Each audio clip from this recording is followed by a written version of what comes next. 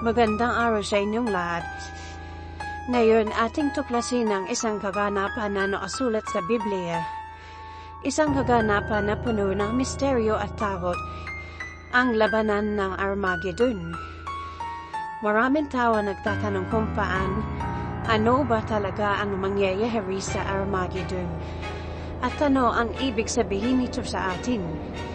Sa pamamagitan ng pagtingin sa mga teksto sa Biblia, makikita natin ang isang larawan ng isang malaking digmaan sa pagitan ng mabuti at masama na hantong sa isang malaking pagbabago sa kasaysayan ng sangkatauhan.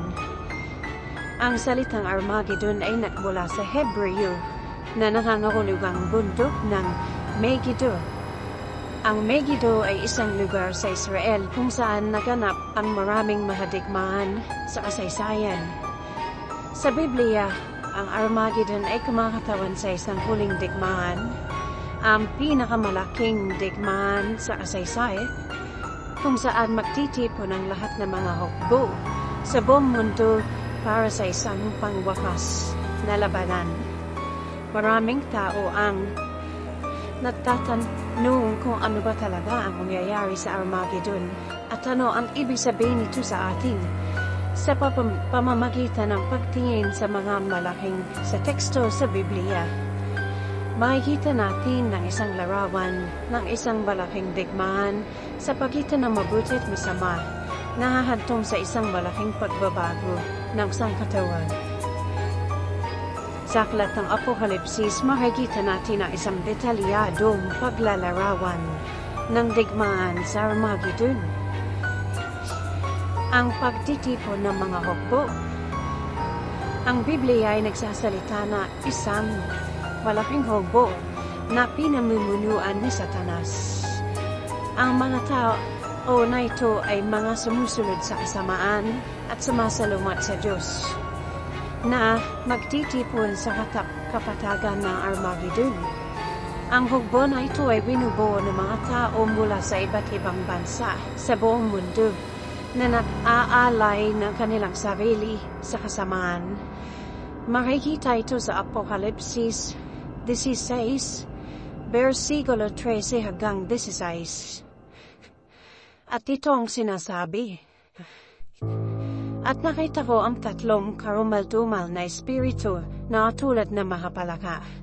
Sila ay lumabas mula sa bibig ng dragon, mula sa bibig ng mabangis na hayop at mula sa bibig ng bulang perpeta. Sila ay may mga espiritu ng mga demonyo na gumagawa na mga tanda na lumabas patungo sa mga hari sa lupa at patungo sa mga tao sa buong daigdig. Sila ay nagtungo roon upang tipunin silang sama-sama sa labanan ng dakilang araw na iyon ng Panginoong Diyos na makapangyarihan sa lahat. Narito ako'y dumarating na katulad na isang magnanakaw. Pinagpala ang mananatiling gising sa pagbabantay at nag-iingat ng kanyang mga damit. Sa ganitong paraan, siya ay hindi maglalakad na hubad at hindi makikita ng mga tao ang kanyang kahihiyan. At tinipon silang sama-sama sa dahong tinatawag na mga tao na Armageddon sa wikang Hebreo. Ang paghahanda. Bago ang digmaan, magkakaroon ng mga tanda at pangyayari na magpapahiwatig na nalalapit na pagtatapos. Magkakaroon ng mahalindol, bagyo, at mga kalamidad sa buong mundo. Ang mga tao ay magiging takot at magkakagulo dahil sa mga nangyayari. Nakasulat ito sa Apokalipsis 6, versikulo 12 hanggang 17. At ang sabi ay, "At nang binuksan niyang ika-6 na selyo, narito isang malakas na lindol. Ang araw ay naging maitim, na katulad ng magaspang na damit na mabalahibo. Ang buwan ay naging katulad ng dugo. Ang mga bituin sa langit ay nahulog sa lupa, katulad ng pagkahulog ng mga bubot na bunga ng punong igos kung inuuga ng isang napakalakas na hangin. Ang kalangitan ay nawalang katulad ng balumbong nilulun. Ang bawat bundok at bawat pulo ay naalis sa kanalalagyan nila. At ang mga hari sa lupa, mga dakilang tao, mga mayaman, mga pinunong kapitan, mga makapangyarihan, ang bawat alipin at bawat malaya ay nagtago sa kanilang sariling mga yungib at mga bato sa kabunduhan. Sinabi nila sa mga bundok at mga bato, "Bagsakan ninyo kami, itago ninyo kami mula sa mukha ng nakaupo sa trono ng Diyos at mula sa puot ng Kordero, sapagkat dumating na ang dakilang araw ng kanyang puot. Kaya sino nga ang makatatagal?" Ang pagdating ni Jesus. Sa gitna ng kaguluhan, babalik si Jesus sa lupa, hindi bilang isang taong nagdurusa, kundi bilang isang hari na may kapangyarihan at kaluwalhatian. Ang kanyang pagdating ay magiging isang tanda ng paghatol sa mga nakasala. Ang kanyang pagdating ay hindi lamang sa lupa, kundi pati na rin sa puso ng mga tao. Marikita ito sa Apokalipsis 19, versikulo 11 hanggang 16. Nang bumukas ang langit, narito nakita kong isang puting kabayo, at ang nakaupo roon ay tinawag na tapat at totoo. Siya ay humahatol at nakikipagdigma ng matuwid. Ang kanyang mga mata ay katulad ng alab ng apoy. Sa kanyang ulo ay nakasuot ang maraming korona, panghari, at nakasulat ang kanyang pangalan na walang sino mang nakakalam, maliban sa kanyang sarili. Siya ay nakasuot na isang kasuotang itinubog sa dugo. Ang kanyang pangalan ay Salita ng Diyos. At ang mga hukbo sa langit ay sumusunod sa kanya na nakasakay sa mga puting kabayo. Sila ay nakasuot ng kayong lino na puti at malinis, at isang matalim na taba ang lumabas mula sa kanyang bibig. Sinugatan niya ang mga bansa sa pamamagitan nito. Siya ay magpapastol sa kanila sa pamamagitan ng tungkod na bahal. Niyuyurakan niya ang pisang ubas ng kabaksikan ng puot ng Diyos na makapangyarihan sa lahat. At sa kanyang kasuotan at sa kanyang hita ay naroon ang kanyang pangalan na isinulat ng Diyos, Hari ng mga hari at Panginoon ng mga Panginoon. Ang labanan. Magsisimula ang isang malaking digmaan sa pagitan ng hukbo ni Satanas at ng hukbo ni Jesus kasama mga anghel ng Diyos. Ang mga nagkasala ay maparurusahan at ang kapangyarihan ni Satanas ay madudurog. Ito ay makikita sa Apokalipsis 19, versikulo 19 hanggang 21. At nakita ko ang mabangis na hayop at ang mga hari sa lupa at kanilang mga hukbo.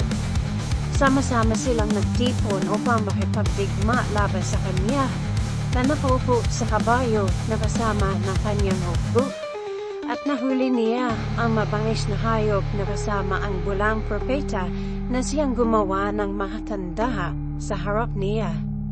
Sa pamamagitan nito na iligaw niya yung tumanggap ng tata ng mabangis na hayop at yung mga sumasamba sa kanyang pangalan.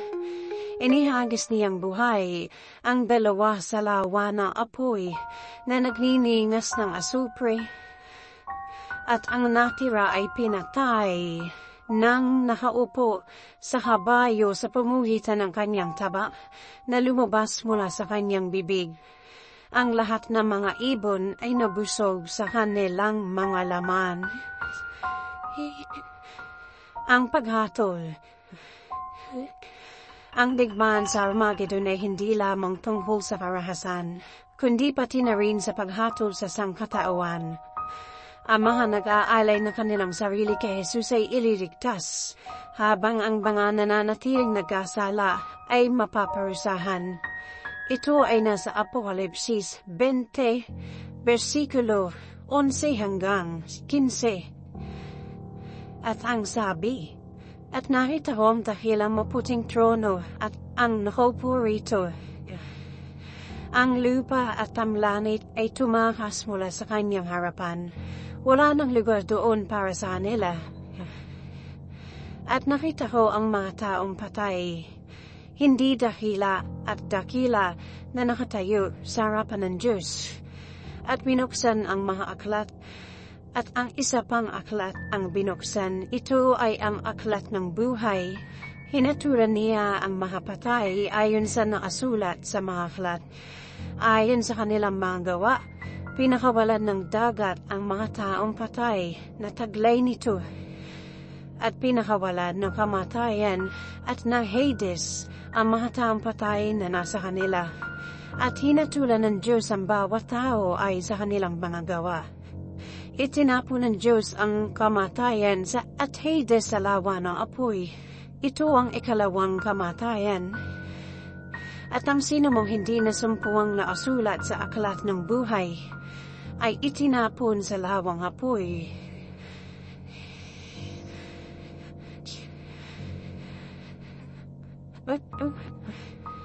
Ang labanan ng Armageddon ay isang seryosong paksa, puno ng misteryo at takot. Ngunit mahalagang tandaan na hindi tayo dapat matakot dahil alam natin na si Jesus ang nagwagi sa digmaan na ito. Ang kanyang tagumpay ay nagbibigay sa atin ng pag-asa at katiyahan na magiging maayos ang lahat sa huli. Ang Armageddon ay hindi lamang isang kaganapan sa hinaharap, kundi isang paalaala na ang ating buhay ay isang pakikibaka sa pagitan ng mabuti at masama. Piliin natin ang panig ng Diyos at lumaban para sa kanyang kaharian upang magawa natin ang kanyang kalooban sa ating buhay.